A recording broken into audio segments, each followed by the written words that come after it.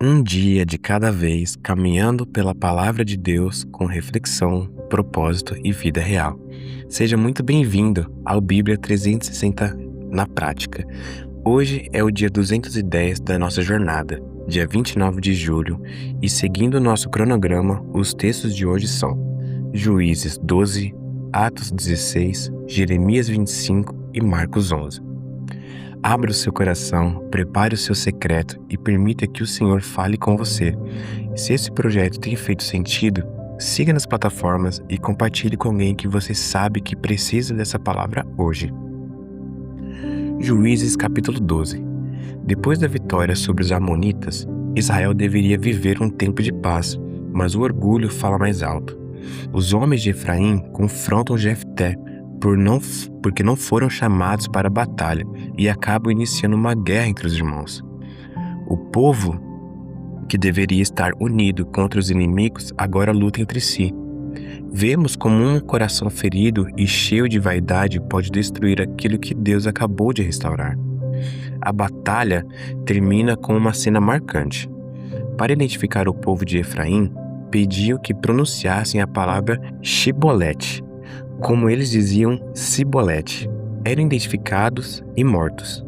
Parece até uma história curiosa, mas é uma grande tragédia. Pequenas diferenças passaram a ser motivos para matar irmãos. Quando o orgulho domina o coração, qualquer detalhe vira motivo de divisão. Depois da morte de Jefté, Deus levanta outros juízes para julgar Israel. Sobre eles sabemos pouco, apenas que houve um período de estabilidade. Vimos aqui que nem toda batalha é contra inimigos de fora. Muitas vezes, os maiores danos acontecem dentro do próprio povo de Deus. Jesus veio justamente para formar um único povo, reconciliando pessoas diferentes debaixo do mesmo Senhor. Atos capítulo 16. Na segunda viagem missionária, Paulo leva Timóteo consigo e experimenta algo importante. O Espírito Santo fecha alguns caminhos para abrir outro muito maior. Em Troade, Paulo vê em visão um homem da Macedônia pedindo ajuda e entende que estava direcionando o evangelho para a Europa.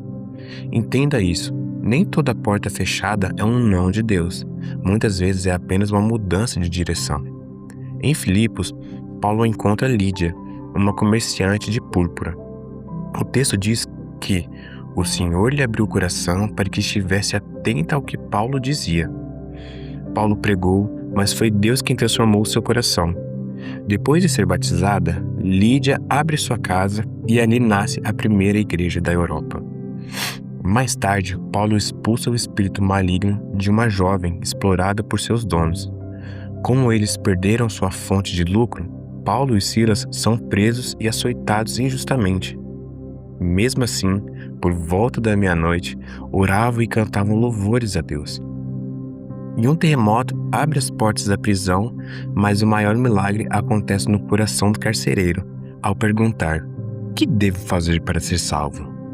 Ele ouve a resposta que ecoa até hoje: "Creia no Senhor Jesus." Nesse capítulo, Deus abre o coração, transforma casas e faz até uma prisão se tornar lugar de salvação. Jeremias 25.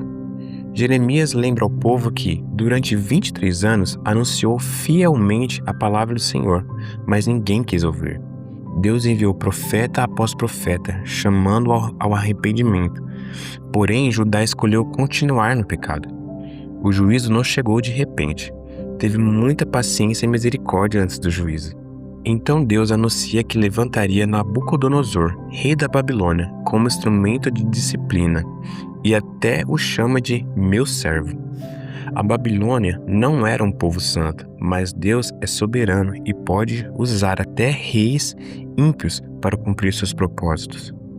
Judá serviria a Babilônia por 70 anos, mas depois o próprio império seria julgado. Jeremias também recebe a imagem do cálice da ira de Deus, que deveria ser entregue às nações. O Senhor mostra que seu juízo alcançaria todos os povos.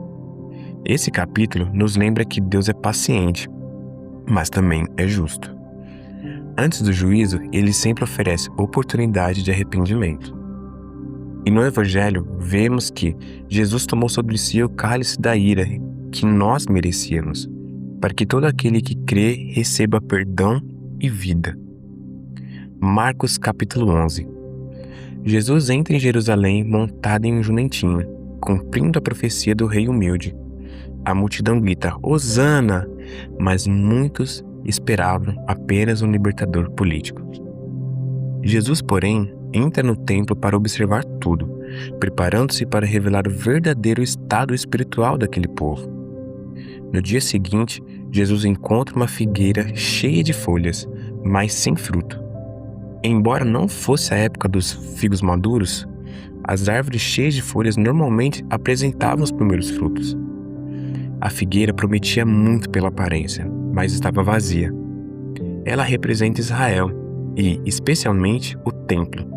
Muita religiosidade por fora, mas pouco fruto para Deus. Logo depois, Jesus purifica o templo e declara: Minha casa será chamada casa de oração. E em seguida, ensina que a verdadeira fé anda junto com a oração e também com o perdão. Não é por acaso que ele une esses assuntos. Um coração que confia em Deus também precisa ser um coração disposto a liberar perdão. Fé e ressentimento não caminham juntos. Por fim, os líderes questionam a autoridade de Jesus. Então ele responde contra-pergunta sobre João Batista, revelando que eles não buscavam a verdade, mas uma forma de rejeitá-lo. O problema nunca foi a falta de provas. Era a dureza do coração. Marcos 11 nos lembra que Deus não procura apenas folhas de religiosidade, mas uma vida que produza frutos para a sua glória. Querido Deus, obrigado por essa leitura de hoje. Que o Senhor continue conduzindo e falando aos nossos corações durante esse dia, e que o Senhor possa se revelar a nós como um Pai de amor e misericordioso, que possamos ter um coração que te ama com toda a nossa força, alma e entendimento. Em nome de Jesus. Amém. Que Deus te acompanhe hoje. Viva essa palavra na prática. Amanhã seguimos juntos no dia 211 da nossa leitura.